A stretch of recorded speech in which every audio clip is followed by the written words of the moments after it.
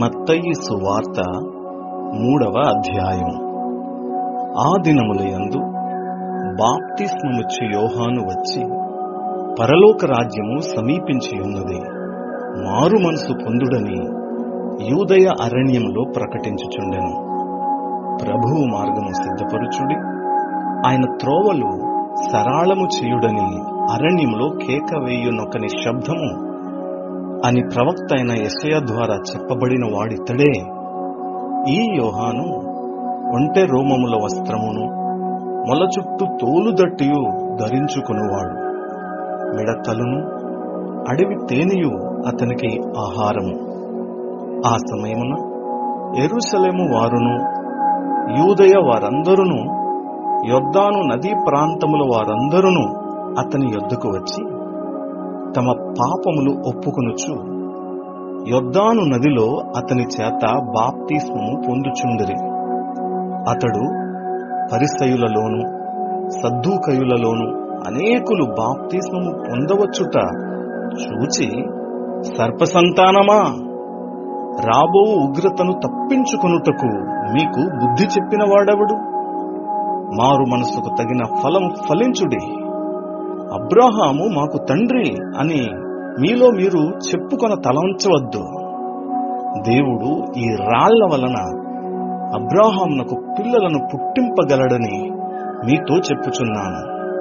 ఇప్పుడే గొడ్డలి చెట్ల వేరున ఉంచబడి ఉన్నది గనుక మంచి ఫలము ఫలింపని ప్రతి చెట్టును నరకబడి అగ్నిలో వేయబడును.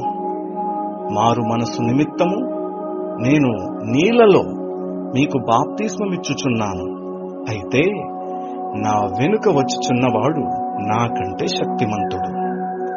ఆయన చెప్పులు మోయుటకైనను నేను పాత్రుడను కాను. ఆయన పరిశుద్ధాత్మలోను అగ్నితోనూ మీకు బాప్తిస్మమిచ్చును. ఆయన చేట ఆయన చేతిలో ఉన్నది. ఆయన తన కళ్ళమును బాగుగా శుభ్రము చేసి గోధుమలను కొట్టులో పోసి ఆరని అగ్నితో పొట్టును కాల్చివేయునని వారితో చెప్పాను.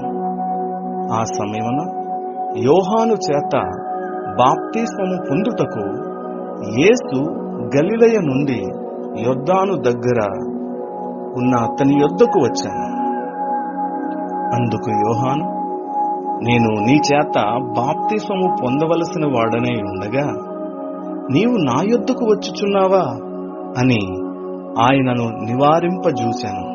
గాని యేసు ఇప్పటికి కానిమ్ము, నీతి యావత్తు ఈలాగు నెరవేర్చుట మనకు తగియున్నదని అతనికి ఉత్తరమిచ్చాను గనుక అతడు అలాగు కానిచ్చాను. యేసు బాప్తిస్మము పొందిన వెంటనే నీళ్లలో నుండి ఒడ్డునకు వచ్చాను. ఇదిగో ఆకాశము తెరవబడెను. దేవుని ఆత్మ పావురం వలె దిగి తన మీదికి వచ్చుట చూచాను. మరియు ఇదిగో ఈయనే నా ప్రియ కుమారుడు, ఈయన యందు నేను ఆనందించుచున్నానని ఒక శబ్దము ఆకాశము నుండి వచ్చాను. అధ్యాయము సమాప్తము.